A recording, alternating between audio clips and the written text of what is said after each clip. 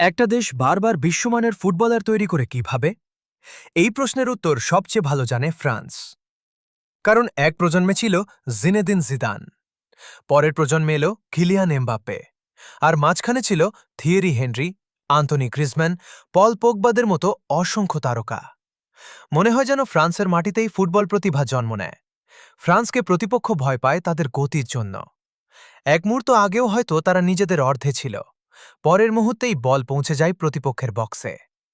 তাদের ফুটবল শক্তি, গতি, টেকনিক আর অ্যাথলেটিসিজমের এক অসাধারণ মিশ্রণ। আর সবচেয়ে ভয়ঙ্কর ব্যাপার হল, একজন তারকা বিদায় নিলেও ফ্রান্সকে কখনো নতুন নায়কের জন্য অপেক্ষা করতে হয় না। কারণ তাদের ফুটবল একাডেমিগুলো প্রতি প্রজন্মেই তৈরি করে নতুন সুপারস্টার। আর তাই ফ্রান্সকে শুধু একটি জাতীয় দল বলা ভুল হবে। ফ্রান্স হল ফুটবল প্রতিভা তৈরির সবচেয়ে সফল কারখানা।